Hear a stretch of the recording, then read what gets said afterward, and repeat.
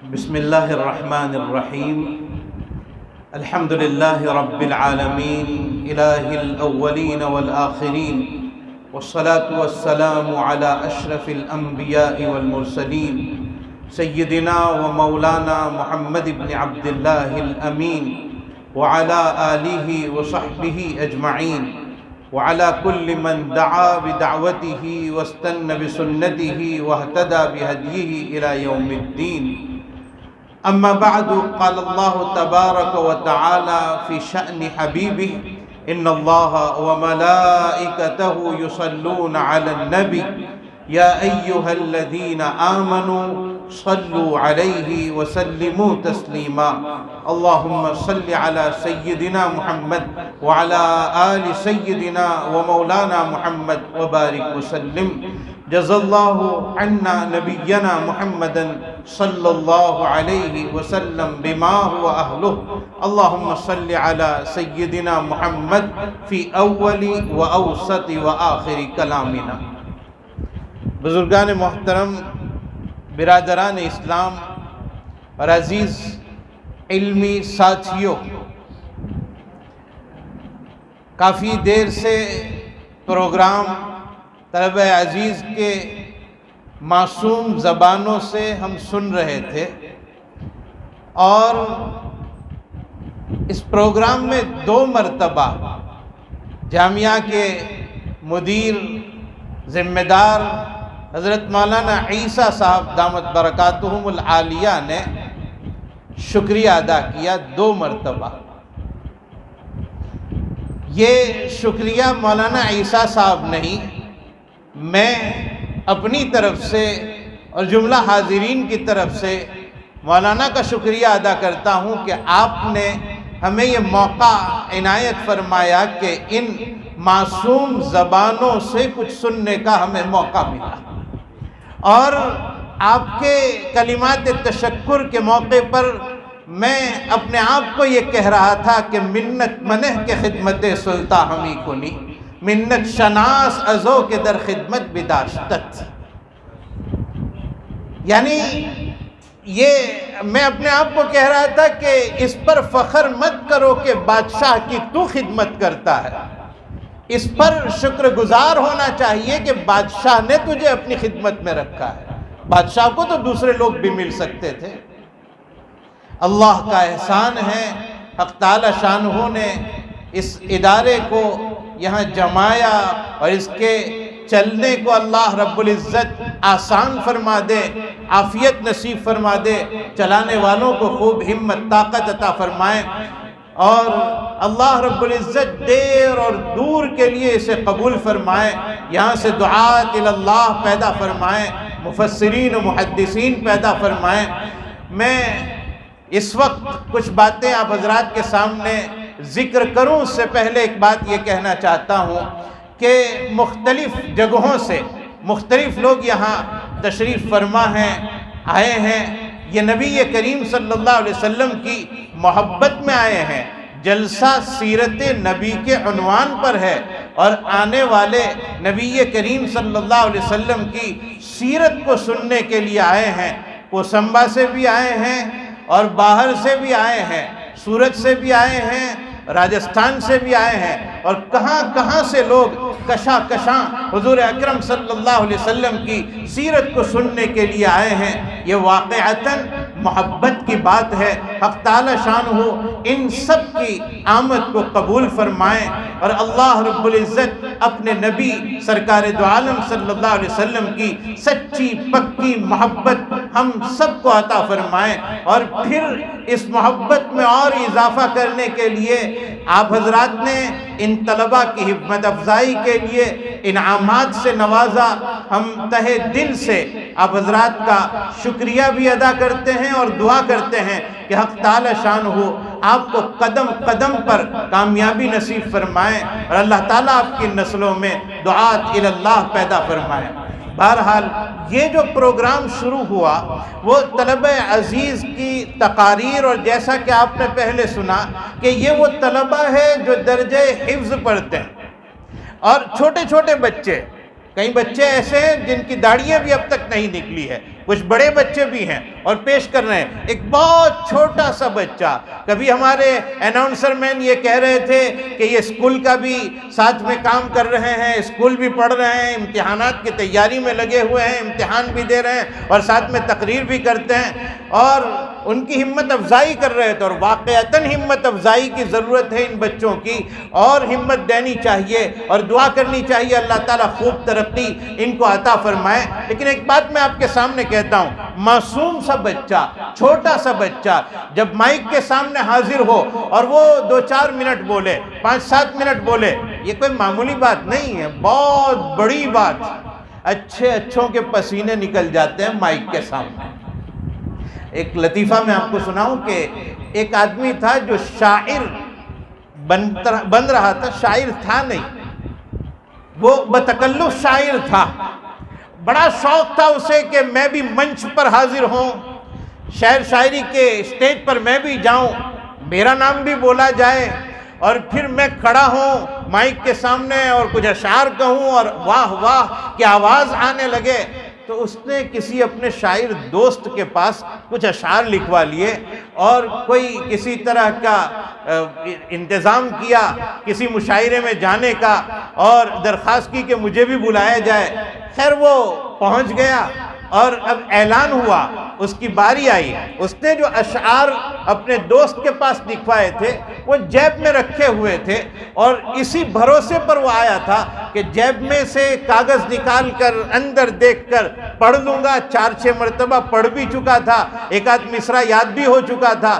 لیکن جب وہ اسٹیج پر پہنچا اور مائک کے سامنے کھڑا ہوا اور شعر پڑھنا اس نے شروع کیا, جس کا پہلا مصرع یہ تھا, جلی شمع ہوا پروانے کا خون, جلی شمع, اور یہ بولنے کے ساتھ ساتھ وہ جیب میں ہاتھ بھی ڈال رہا ہے وہ کاغذ نکالنے کے لیے. جلی شمع ہوا پروانے کا خون, جلی شمع ہوا پروانے کا خون, کبھی اس جیب میں کبھی اس جیب میں کبھی اوپر ٹٹول رہا ہے اور کاغذ نہیں مل رہا ہے. اور اندر ہی اندر بیویوں کو برا بھلا, بیوی کو برا بھلا بھی کہہ رہا ہے کہ جس کوٹ کے اندر اور جس کپڑے کے اندر رکھنے کے لیے کہا تھا کم بخت وہ رکھنا بھول گئی. اندر ہی اندر وہ کوس بھی رہا ہے اور دوسرا مصرع یاد نہیں آ رہا ہے, لیکن کسی طرح جوڑ دیا دوسرا مصرع, جس سے 2 باتوں کا اس نے اعلان کر دیا. پہلی بات یہ کہ آگے میرے بس کی بات نہیں, اور دوسری بات کہ ایک چیز میرے پاس تھی وہ گم ہو گئی. تو اس نے یہ کہا کہ جلی شمع ہوا پروانے کا خون, انا للہ و انا الیہ راجعون. تو یہ ہوتا ہے, مائک کے سامنے اچھوں کے پسینے نکل آتے ہیں.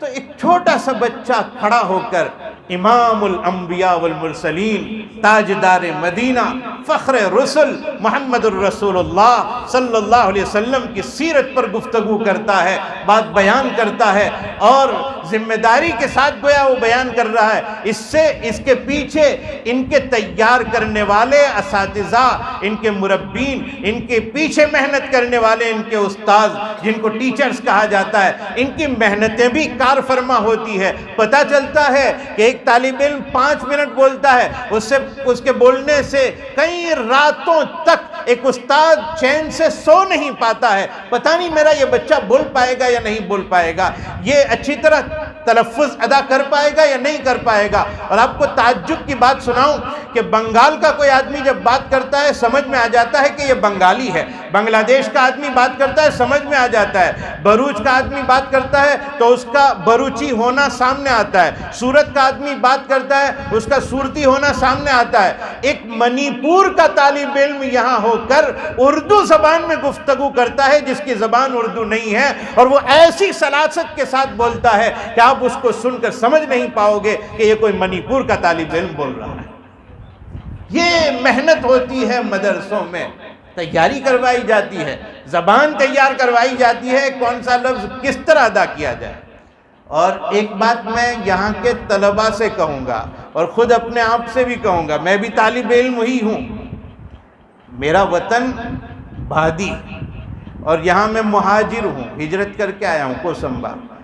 علم جہاں علم سے وابستہ ہوں وہ وطن کے میرے ساتھی موٹی نرولی کے یہاں بیٹھے ہوئے ہیں. یہ موٹی نرولی سے جو آنے والے ہیں وہ میرے گاؤں کے لوگ ہیں، میرے وطن کے لوگ ہیں، اس لیے کہ بھادی میں تو ہماری پیدائش ہے، یہاں ہمارا مکان ہے، رہ رہے ہیں، لیکن جہاں میرے آقا کی کچھ باتیں یاد کر کے طلباء کو سنانے کا موقع دیا ہے وہ موٹی نرولی کے لوگوں نے دیا ہے۔ اللہ ان کی آمد کو قبول فرمائے، ان کی محنت۔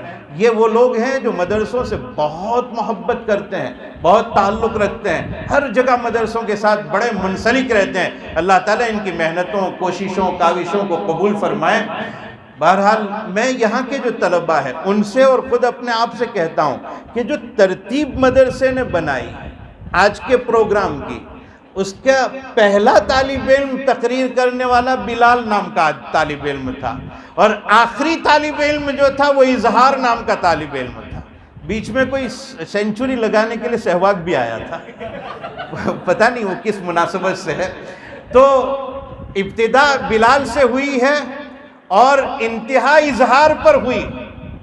یہ دونوں پر جو ربط سمجھ میں آتا ہے وہ یہ کہ اے طالبان علوم نبوت، اے علم دین حاصل کرنے والوں، جب تک علم کے پیچھے وہ قربانی نہیں دو گے جو حضرت بلال نے اسلام کے لیے قربانی دی ہے، ایسے اپنے آپ کو جب تک علم کے لیے نہیں مٹاؤ گے تب تک آپ کے علم کا اظہار لوگوں کے سامنے نہیں ہو پائے گا۔ یہ اظہار تبھی سمجھ میں آئے گا جبکہ علم کے پیچھے حضرت بلال جیسی قربانیاں آپ پیش کرو گے، تب لوگ آپ کو سمجھ پائیں گے کہ یہ کوئی مقرر ہے۔ ورنہ بسا اوقات ایسا ہوتا ہے کہ جمعہ کے موقع پہ کوئی آدمی پہنچا، کوئی جس نے تقریر کی تیاری نہ کی ہو، اور پھر وہ کوئی کہا جائے کہ 10 منٹ بیان کر دو تو وہ کہتے ہیں سر میں درد ہے۔ ایک مول صاحب بیچارے کہیں جو بیان آتا نہیں تھا اور امامت کی جگہ تلاش کرنے کے لیے گئے، تو بہت محنتیں کی، کبھی کسی گاؤں میں جا رہے ہیں، کبھی کسی گاؤں میں، کبھی کسی گاؤں میں، کبھی کسی دیہات میں۔ ایک جگہ امام صاحب نہیں تھے تو متولی نے سوچا کہ ان کو رکھ لیا جائے۔ متولی صاحب نے شرط رکھی کہ آپ کو ہر جمعہ کو بیان کرنا پڑے گا۔ کہا کوئی بات نہیں، کر دیں گے بیان۔ بیان آتا نہیں تھا لیکن سوچا کہ کسی طرح محنت کر کے بیان کر دیں گے۔ تو پہلے جمعہ کو مولانا کھڑے ہوئے اور کھڑے ہو کر انہوں نے خطبہ پڑھا، اور خطبہ پڑھنے کے بعد انہوں نے کہا کہ سمجھ گئے؟ تو سب نے کہا ہاں سمجھ گئے۔ تو مولانا نے کہا کہ سمجھدار لوگ ہیں، زیادہ سمجھانے کی ضرورت نہیں، وآخر دعوانا ان الحمدللہ رب العالمین، بیٹھ گئے۔ دوسرے جمعہ کو گاؤں والوں نے مشورہ کیا کہ یہ عجیب مول صاحب ہے، آج پوچھیں گے کہ سمجھ گئے، ہم کہیں گے کہ نہیں سمجھے، تاکہ کچھ تو بیان کرے وہ۔ دوسرا جمعہ آیا، خطبے کے بعد مولانا نے پوچھا سمجھ گئے؟ تو سب نے مل کر کہا نہیں سمجھے۔ تو مولانا نے کہا عجیب لوگ ہیں، بڑے بڑے علماء، صلحاء، انبیاء، اتقیاء، اولیاء پیدا ہوئے، اتنے بڑے لوگ سمجھا کے گئے، میرے جیسا گنہگار آدمی آپ کو کیا سمجھا سکتا ہے؟ اتنے بڑوں کی بات آپ نہیں سمجھے، میری بات کیا سمجھو گے؟ وآخر دعوانا ان الحمدللہ۔ تیسرے جمعہ کو پھر گاؤں کے لوگوں نے یہ مشورہ کیا کہ اب کیا ایسا کہا جائے، آدھے لوگ کہیں گے کہ سمجھ گئے اور آدھے لوگ کہیں گے کہ نہیں سمجھے۔ مشورے کے مطابق جمعہ کے دن پھر مولانا نے بیان شروع کیا اور خطبے کے بعد پوچھا سمجھ گئے؟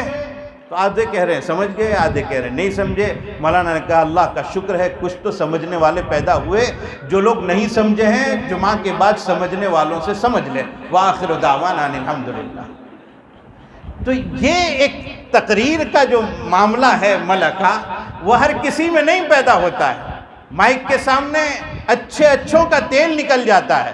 بہرحال بہت مبارکباد کے قابل ہیں وہ طلباء جنہوں نے یہاں تقریریں پیش کی، اور ان سے زیادہ مبارکباد کے قابل ہیں وہ لوگ جنہوں نے ان کو تقریر کے لیے تیار کیا، جنہوں نے ان کے پیچھے محنتیں کی۔ مدرسہ ایسے ہی نہیں چلتا، مدرسہ کیسے چلتا ہے وہ کسی اور موقع پر میں آپ کے سامنے ذکر کروں گا کہ کتنی آہیں کام کرتی ہے، کتنی قربانیاں کام کرتی ہے، تب جا کر ایک مدرسہ تیار ہوتا ہے۔ بعض مرتبہ آدمی سوچتا ہے چھوٹا مدرسہ کوئی چھوٹا نہیں ہوتا ہے، اور مدرسے کی دیواریں بوسیدہ ہو، حکومت کو بہت پڑی ہے، آج کل کے مدرسے خستہ حال ہو چکے ہیں، پتہ نہیں وہ کیا کرنا چاہ رہے ہیں۔ اللہ تعالیٰ مدارس دینیہ کی حفاظت فرمائے۔ مدرسہ کوئی چھوٹا نہیں، اور مدرسہ خستہ حال بھی ہو۔ مجھے برابر یاد ہے ہمارے حضرت مولانا مفتی محمد حنیف صاحب جونپوری نور اللہ مرقدہ، جو یو پی میں ایک مدرسے میں گرینی میں پڑھاتے تھے۔ 64 سال تک انہوں نے مختلف جگہوں پر پڑھایا اور تقریباً آدھی صدی سے زائد انہوں نے بخاری شریف کا درس دیا، بڑی جگہوں پر پڑھا ہے۔ ہمارے مدرسہ فیض سلیمانی موٹی نرولی میں جب بخاری شریف کا آغاز ہوا، پہلا سال تھا، اس وقت حضرت تشریف لائے تھے اور جلد اول بخاری شریف کی حضرت نے پڑھائی تھی، مفتی حنیف صاحب جونپوری رحمۃ اللہ علیہ نے۔ بڑے آدمی تھے اور بڑے بزرگوں کی صحبت میں رہے ہیں۔ حضرت شاہ وسیع اللہ صاحب رحمۃ اللہ علیہ کے پاس 23 سال انہوں نے گزارے، اور مولانا عبدالحلیم جونپوری رحمۃ اللہ علیہ کے ساتھ 58 سال کی رفاقت رہی ان کی۔ بہت علمی شخص۔ میری موجودگی میں مجھے برابر یاد ہے کہ حضرت کو ہم لوگ نور نگر میں لے گئے، کیم 4 رستہ مدرسے میں، اور وہاں کے محترم مولانا سلیمان صاحب دیسائی تشریف فرما تھے، اور گدے پر حضرت مفتی حنیف صاحب جونپوری رحمۃ اللہ علیہ بیٹھے ہوئے تھے، اور ہم لوگ یہ آپ کو سمجھانے کی کوشش کر رہے تھے اپنی ٹوٹی پھوٹی زبان میں کہ حضرت یہ چھوٹا سا مدرسہ ہے، خستہ حال مدرسہ ہے، اور حضرت ایسے ٹیک لگا کے بیٹھے تھے اور اچانک چوکنا ہو کر بیٹھ گئے۔ کیا بول رہے ہو؟ مدرسہ خستہ حال ہے، مدرسہ پرانا ہے، مدرسے کی دیواریں ٹھیک نہیں ہیں، چھوٹا مدرسہ، یہ کیا بول رہے ہو؟ حضرت نے آگے فرمایا، اصحاب صفہ جہاں پڑھتے تھے کیا وہ کسی بلڈنگ کا نام تھا؟ چبوترے پر پڑھتے تھے وہاں۔ اور پھر میں آگے آپ کے سامنے کہتا ہوں کہ ان کے لیے تو کھانے پینے کا بھی انتظام نہیں تھا۔ ان کے یہاں ایک درخت تھا، مدینے کے حضرات صحابہ کرام رضوان اللہ علیہم اجمعین اپنی طرف سے کچھ کھجوریں لا کر وہاں لٹکا دیتے تھے، اور صبح میں یہ صحابہ اٹھتے تھے، دیکھتے کہ وہاں کھجور ہے تو لکڑی سے اس کو ہلاتے تھے، کچھ کھجوریں نیچے گر جاتی تھی، اسے کھا لیا کرتے تھے۔ کبھی ایسا ہوتا تھا کہ وہاں کوئی کھجور نہیں لٹکاتا تھا تو حضرات صحابہ جب دیکھتے اصحاب صفہ کہ یہاں کھجوریں لٹکی ہے تو وہ کھجوریں ان کی روزی ہوا کرتی تھی، اور جب یہ دیکھتے کہ یہاں کھجوریں نہیں لٹکی ہے تو ان کا روزہ ہوا کرتا تھا، اس دن وہ روزہ رکھتے تھے۔ یہ اصحاب صفہ ہے، بڑی جفاکشی کے ساتھ وہ تیار ہوئے، بڑی محنتوں کے ساتھ تیار ہوئے، اور نبی کریم صلی اللہ تعالیٰ علیہ وسلم نے ان کے پیچھے محنتیں کی، کاوشیں کی، کوششیں کی، تو وہ ایک ایک چاند اور سورج بن کر دنیا کے سامنے ظاہر ہوا۔ بہرحال میں آپ کے سامنے یہ عرض کرنا چاہتا ہوں کہ آج کا جو جلسہ تھا وہ ایک تو جلسہ مدرسے کا، مسابقہ مدرسے کا، اور اس میں حصہ لینے والے مہمانان رسول، نسبتیں بڑی ہیں، مدرسہ بڑی نسبت کا نام ہے اور مہمانان رسول بڑی نسبت کا نام ہے، اور پھر ان سب کے اوپر سب سے بڑی چیز یہ کہ جلسہ حضور صلی اللہ علیہ وسلم کے نام پر ہو رہا ہے، سیرت نبی کا جلسہ، اس ذات کا جلسہ ہے جس ذات کے لیے یہ کائنات سجائی اور بسائی گئی، اس ذات کا جلسہ ہے، اس ذات کے نام پر جلسہ ہے کہ حضرت آدم نے جن کا تذکرہ کیا، حضرت آدم کی پیشانی میں جن کا نور نظر آیا، حضرت ابراہیم و اسماعیل نے جن کا تذکرہ کیا، ابراہیم کی دعاؤں کے نتیجے میں آپ ابراہیم کی نسل میں پیدا ہوئے علیہ السلام، اور عیسیٰ علیہ السلام نے جن کی آمد کی خبر دی، حضرت موسیٰ نے جن کا تذکرہ کیا، تمام نبیوں نے جن کا تذکرہ کیا، اور کیوں نہ تذکرہ کرتے، عالم ارواح میں اللہ تذکرہ کر چکے تھے کہ اے نبیوں کی جماعت، روحوں کو جمع کر کے، اے نبیوں کی جماعت، اگر میرا نبی آخری نبی آ جائے تمہیں ان پر ایمان لانا ہوگا اور ان کی تائید و نصرت کرنی ہوگی۔ معلومات تذکرہ پہلے سے ہوتا چلا آ رہا تھا، پہلے سے آپ کی تشریف آوری آخر میں ہے، اور وہ آخر میں تشریف آوری اسی لیے ہے کہ جب خط تیار کیا جاتا ہے مہر اخیر میں لگائی جاتی ہے، مہر کے بعد کوئی عبارت لکھی نہیں جاتی ہے، آخری چیز مہر ہوتی ہے، آپ مہر ہے نبوت کی، آپ خاتم ہے نبوت کے، آپ اخیر میں تشریف لائے، اور پھر سارے نبیوں میں مختلف علاقوں میں ان کو نبی بنا کر بھیجا گیا تھا، ایک ایک وقت میں کئی کئی نبی ہوا کرتے تھے، تھے، آخری نبی سرکار دو عالم صلی اللہ علیہ وسلم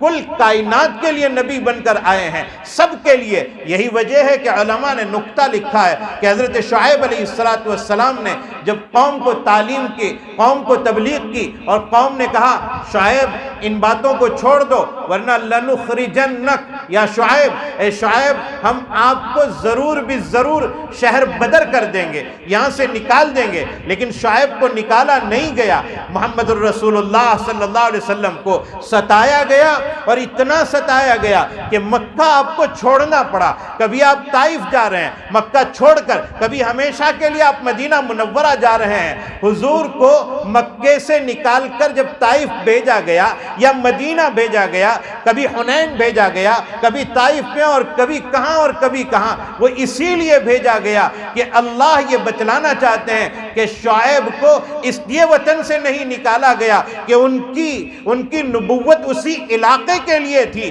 میرا آخری نبی طائف میں چلا جائے وہ وہاں بھی نبی، خندق کھودتے وقت بھی وہ نبی ہے، مدینے میں ہو تب بھی وہ نبی ہے، اور حنین میں کہیں بھی ہو وہ نبی ہے، اور جہاں کہیں رہے جبرائیل ان کے پاس وحی لے کر آتے رہیں گے، اب کل کائنات کے لیے نبی بنا کر بھیجے گئے۔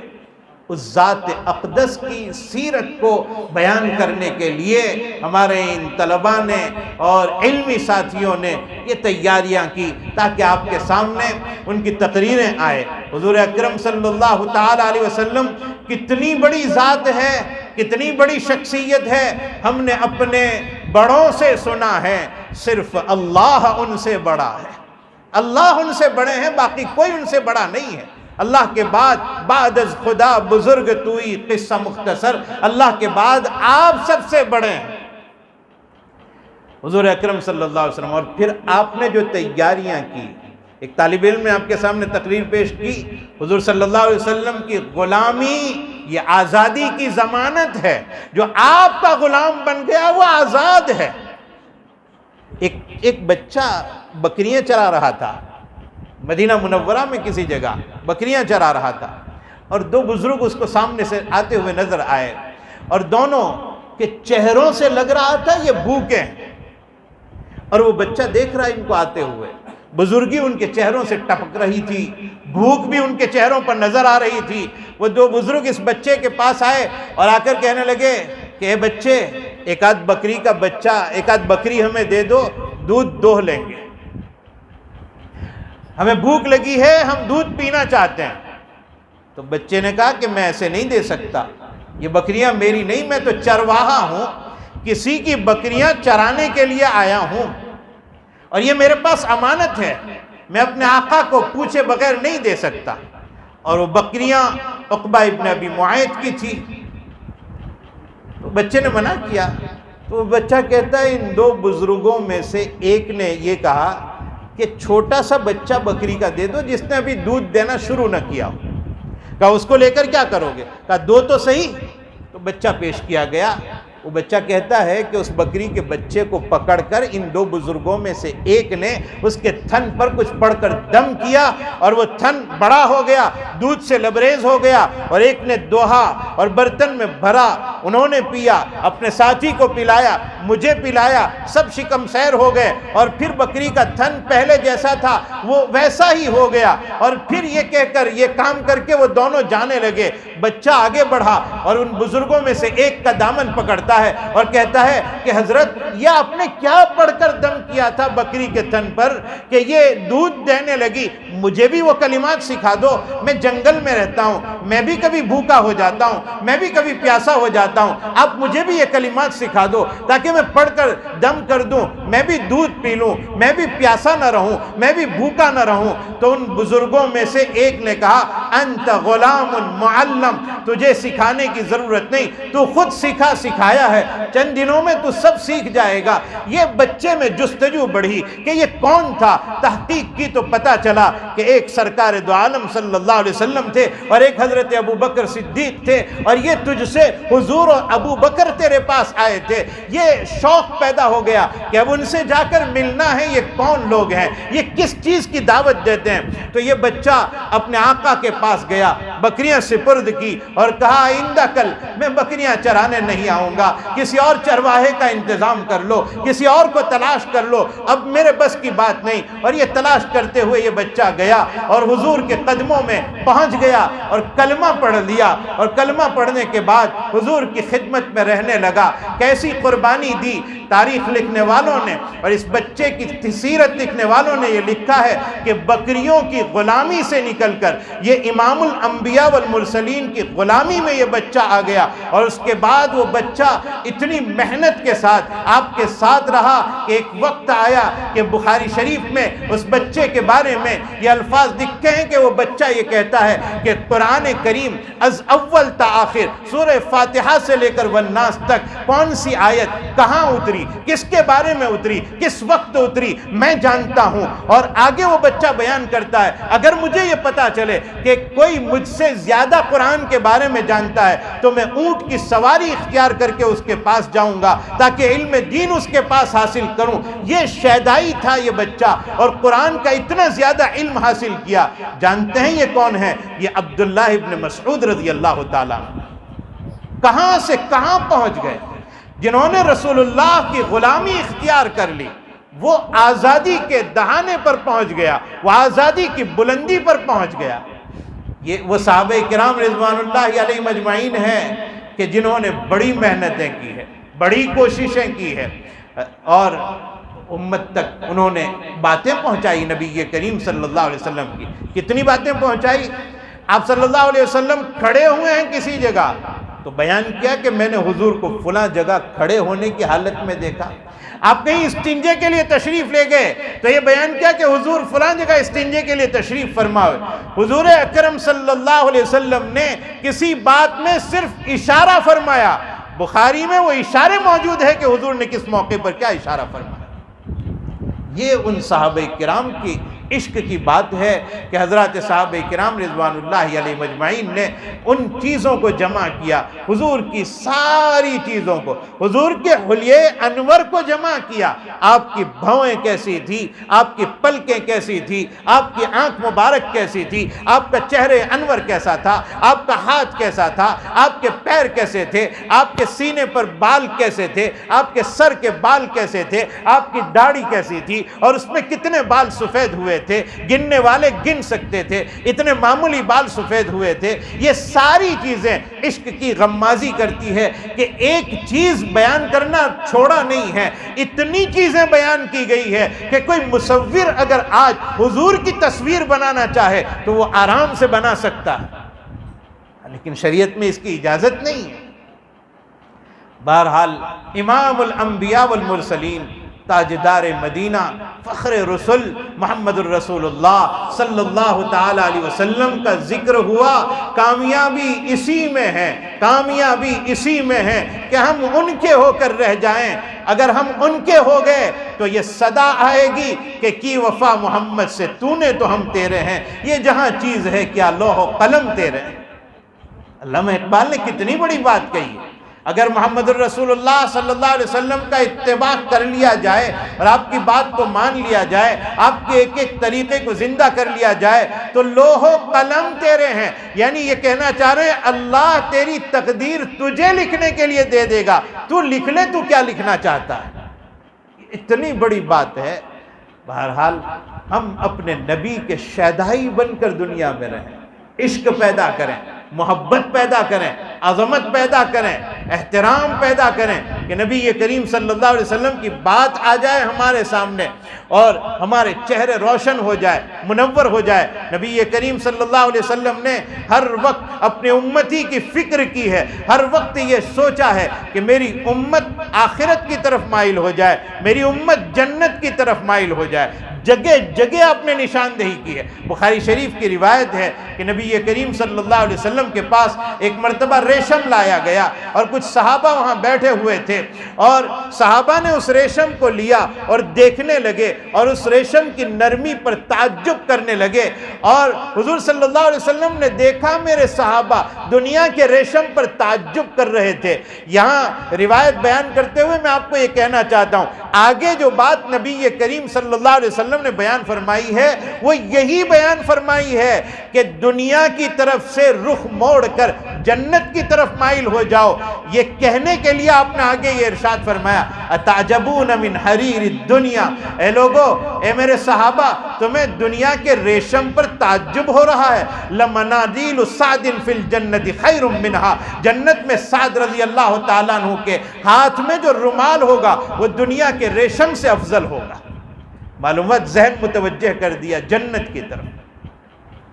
اور پھر حضور صلی اللہ علیہ وسلم نے حضرت سعد کے لباس کو نہیں بیان کیا، امامے کو نہیں بیان کیا، کرتے پاجامے کو نہیں بیان کیا، رومال کو بیان کیا، اور حضور نے یہ بتلا دیا کہ جنت کے لباس کو تو سوچ بھی نہیں سکتے۔ رومال جو معمولی کپڑے کا ہوتا ہے، رومال قیمتی کپڑے کا نہیں ہوتا ہے، معمولی کپڑے کا ہوتا ہے، بلکہ ٹیشو ہوتا ہے جس کو استعمال کر کے پھینک دیا جاتا ہے۔ دنیا کے ریشم سے تو جنت کے ہاتھ میں پکڑنے والا رومال افضل ہوگا، تو دوسرے کپڑوں کا تو پوچھنا ہی کیا۔ حضور صلی اللہ علیہ وسلم نے ہمیشہ رغبت دلائی جنت کی، اعمال خیر کی۔ غزوہ بدر کے موقع پر سرکار دو عالم صلی اللہ علیہ وسلم اپنے صحابہ کے ساتھ نکلے ہیں، اور اونٹنیاں کم ہیں، اور دو دو تین تین صحابہ کے پاس درمیان ایک ایک اونٹنی ہے، کبھی کوئی سوار ہوتا، کبھی کوئی اتر جاتا۔ نبی کریم صلی اللہ علیہ وسلم کے ساتھ بھی دو صحابہ،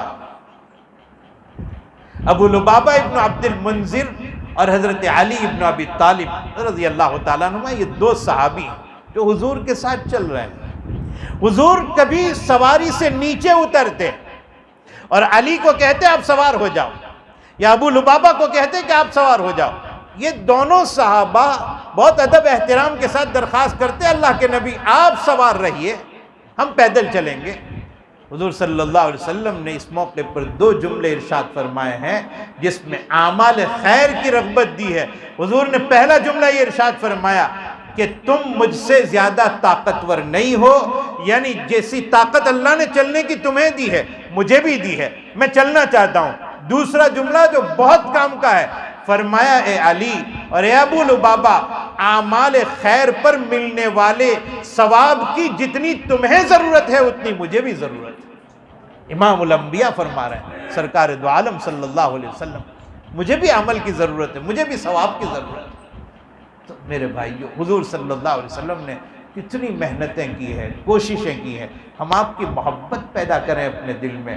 محبت کے جو کچھ اسباب پائے جاتے ہیں وہ سب نبی کریم صلی اللہ علیہ وسلم کے اندر موجود ہے۔ اگر حسن و جمال سے کسی کے ساتھ محبت کی جائے تو وَأَحْسَنَ مِنْكَ لَمْ تَرَ قَطُّ عَيْنِي وَأَجْمَلَ مِنْكَ لَمْ تَلِدِ النِّسَاءُ خُلِقْتَ مُبَرَّأً مِنْ كُلِّ عَيْبٍ كَأَنَّكَ قَدْ خُلِقْتَ كَمَا تَشَاءُ۔ حسان ابن ثابت رضی اللہ تعالیٰ عنہ کہتے ہیں آپ سے زیادہ حسین دنیا میں کوئی نہیں پیدا ہوا، آپ سے زیادہ جمیل کسی ماں نے پیدا نہیں کیا، اور آپ کو دیکھ کر ایسا لگتا ہے جیسا آپ چاہتے تھے۔ اللہ نے بے عیب پیدا کیا اور جیسا آپ چاہتے تھے ویسا آپ کو پیدا کیا۔ ام المومنین حضرت عائشہ صدیقہ رضی اللہ تعالیٰ عنہ کہتی ہے لنا شمس وللآفاق شمس شمسی خیر من شمس الآفاق۔ حضرت عائشہ کہتی ہے ایک پوری دنیا کو روشن کرنے کے لیے آسمان پر ایک سورج نکلتا ہے، ایک سورج میرے پاس ہے جو میرے کمرے میں نکلتا ہے، حضور اکرم صلی اللہ علیہ وسلم۔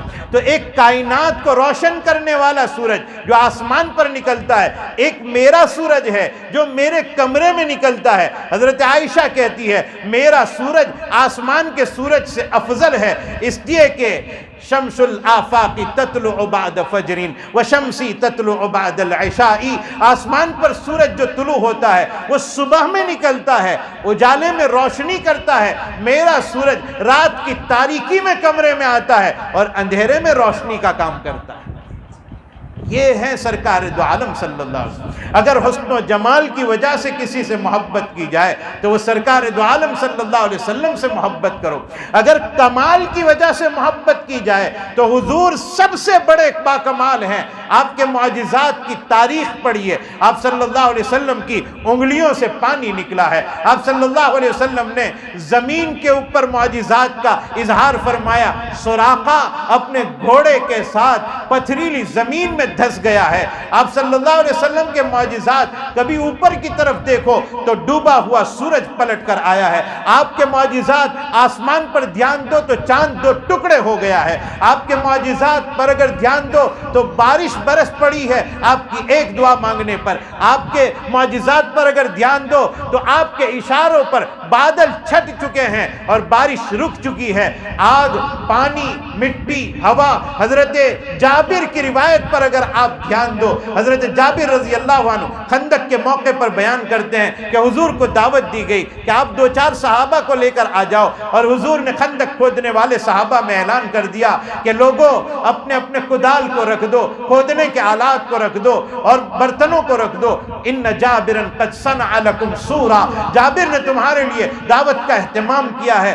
2-4 آدمیوں کا کھانا تھا، یہ سب کے سب پہنچ گئے۔ حضور نے کہا کہ دیگچی آگ پر سے اتارنا مت، اور تنور کے نیچے آگ جلتی رہے گی۔ حضور نے اپنے دست مبارک سے اندر سے کھانا نکالا، سالن نکالا، روٹی نکالی، صحابہ کو دیتے گئے۔ یہاں کھانا تھوڑا تھا، سب کے لیے کافی ہو گیا، یہ تو سب دیکھتے ہیں، لیکن اس نظریے سے بھی اس معجزے کو دیکھیے کہ جتنی دیر تک صحابہ کھاتے رہے، آگ جلتی رہی، اور اس آگ نے کھانے کو بگاڑا نہیں ہے، کھانے کو چپکایا نہیں ہے، کھانے کو خراب نہیں کیا ہے۔ یہ آگ کے ساتھ لگا ہوا معجزہ ہے۔ آپ کے معجزات پانی کے ساتھ، آگ کے ساتھ، مٹی کے ساتھ، ہوا کے ساتھ، آسمان کی چیزوں کے ساتھ، زمین کی چیزوں کے ساتھ، انسانوں کے ساتھ، جناتوں کے ساتھ، اور کائنات کی کئی چیزوں کے ساتھ۔ حسن یوسف دم عیسیٰ، ید بیضا داری، آنچے خوبا ہما دارند تو تنہا داری، سارے نبیوں کے معجزات اکیلے آپ کے اندر موجود، بلکہ جو معجزات پچھلے نبیوں کو دیے گئے ان سے بڑھ کر معجزات۔ حضرت موسیٰ کو معجزہ دیا کہ عصا مارا اور پھر پتھر سے پانی نکلا۔ پتھر سے پانی نکلنا یہ عقل میں آنے والی بات ہے۔ آبشار پہاڑوں سے نکلتے ہیں، ندیاں پہاڑوں سے نکلتی ہیں، نہریں پہاڑوں سے نکلتی ہے، لیکن انگلی سے پانی نکلنا یہ عقل میں آنے والی بات نہیں۔ حضور کی انگلیوں سے پانی نکلا، جو پتھر سے پانی نکلنے سے زیادہ قیمتی چیز۔ آپ کے معجزات کا کیا پوچھنا۔ تو یہ آج کا جلسہ بڑا کامیاب جلسہ ہے، اور اللہ رب العزت اسے قبول فرما لے، اس کی محنت کرنے والوں کو قبول فرما لے، اس میں بیٹھنے والوں کو قبول فرما لے، اور اللہ رب العزت اس کو محبت سے دیکھنے والوں کو بھی قبول فرما لے۔ اللہ حضور کی سیرت کی عظمت ہمارے اندر پیدا فرمائے۔ میرے بھائیوں، بہت سے کام ہم اپنے گھر میں کرتے ہوں گے، اور جائز کام کئی ہوتے ہوں گے ہمارے یہاں۔ ایک آخری بات، ایک درخواست، ایک اپیل کر کے میں اپنی بات کو ختم کرتا ہوں۔ نبی اکرم صلی اللہ علیہ وسلم کی سیرت کے عنوان پر ہزاروں اور لاکھوں کتابیں چھپ چکی ہے، اور ہر زبان میں چھپ چکی ہے۔ اگر ہم گجراتی جانتے ہیں، گجراتی زبان میں سیرت کی کتابیں موجود ہیں۔ ایک سیرت، معتبر سیرت خرید لیں، اگر آپ جس زبان کو جانتے ہیں اس زبان میں خرید لیں، اپنے گھر کے سارے افراد کو بٹھائیں، اپنے بچیوں کو، اپنے بچوں کو، اپنی بیوی کو اور اپنے ماں باپ سب کے ساتھ مل کر روزانہ کم از کم آدھا گھنٹہ تعلیم سرکار دو عالم صلی اللہ علیہ وسلم کی سیرت پر ہونی چاہیے۔ ہم اپنے نبی کی سیرت کو بھول چکے ہیں، ہم آپ کی تاریخ کو بھول چکے ہیں، اور آپ صلی اللہ علیہ وسلم کی سنتیں، آپ صلی اللہ علیہ وسلم کا اٹھنا بیٹھنا یہ ہم بھول چکے ہیں۔ اس کو تازہ کرنے کی ضرورت ہے، اس کو یاد کرنے کی ضرورت ہے۔ جتنا ہم وقت ضائع کر رہے ہیں اپنے موبائل کے پیچھے، ہم اپنا وقت کام میں لائیں سیرت رسول صلی اللہ علیہ وسلم کے پیچھے۔ اللہ تعالیٰ ہمارے اس مل بیٹھنے کو قبول فرمائے، جمع ہونے کو قبول فرمائے، جو کچھ کہا گیا ان باتوں کو اللہ تعالیٰ قبول فرمائے۔ عمل کرنے کی توفیق عطا فرمائے۔ اگر کوئی مجھ سے بولنے میں چوک ہو گئی ہو، گستاخی ہو گئی ہو، میں معافی چاہتا ہوں۔ اللہ رب العزت ہمارے جمع ہونے کو قبول فرمائے۔ یہ دعا ازمن و از جملہ جہاں آمین بعد وآخر دعوانا ان الحمد للہ رب العالمین۔ سبحان ربی الاعلی الوہاب۔ اللہم صل علی سیدنا محمد وعلی آل سیدنا و مولانا محمد وبارک وسلم۔ جزا اللہ عنا نبینا محمد صلی اللہ علیہ وسلم بما هو اہلو۔ اللہم صل علی سیدنا محمد فی اول و اوسط و آخر کلامنا لا الہ الا اللہ الحلیم الکریم۔ سبحان اللہ رب العرش العظیم والحمد للہ رب العالمین۔ نسألک موجبات رحمتک وعزائم مغفرتک والغنیمة من کل بر والسلامة من کل اثم۔ لا تدع لنا ذنبا الا غفرتا ولا ہما الا فرجتا ولا دینا الا قضیتا ولا مرضا الا شفیتا ولا حاجة من حوائج الدنیا والآخرہ هي لك رضا الا قضیتها یا ارحم الراحمین۔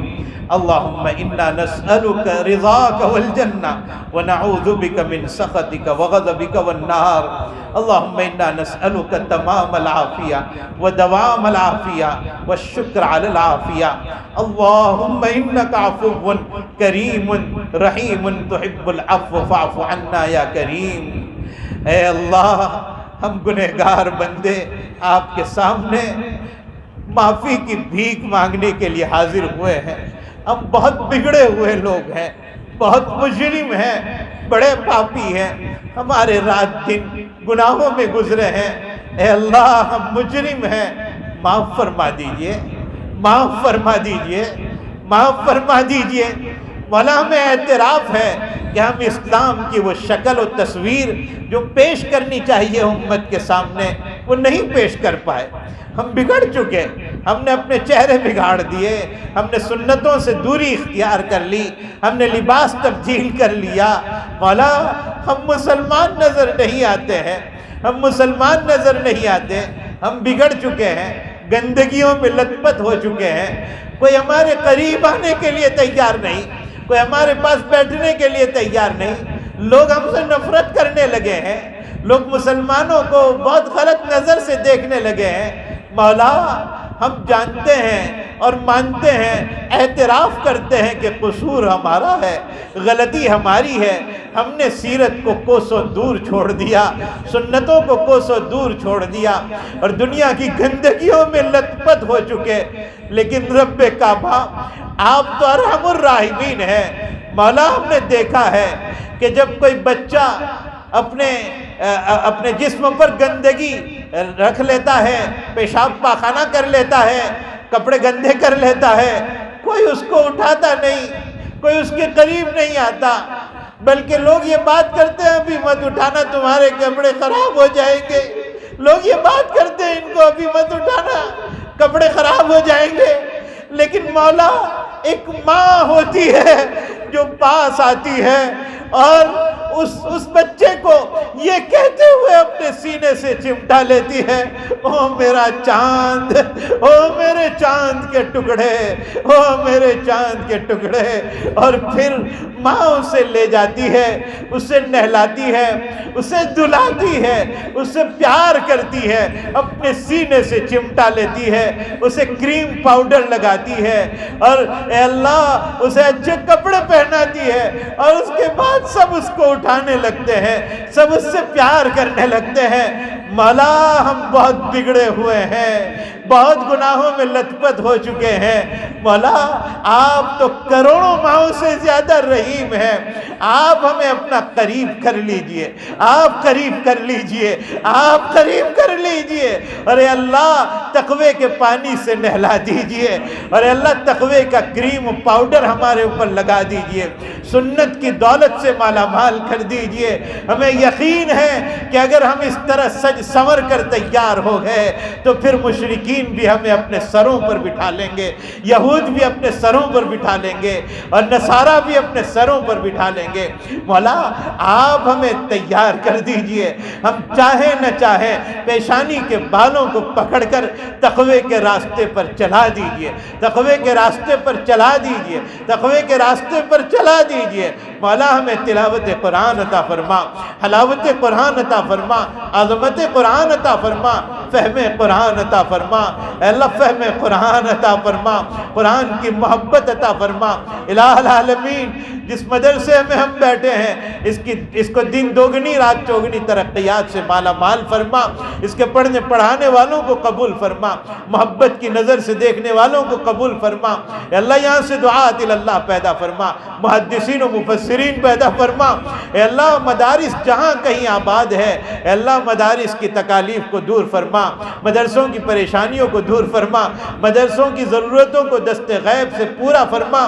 اے اللہ مکاروں کی مکاریوں سے مدارس کی حفاظت فرما، ظالموں کے ظلم سے مدارس کی حفاظت فرما۔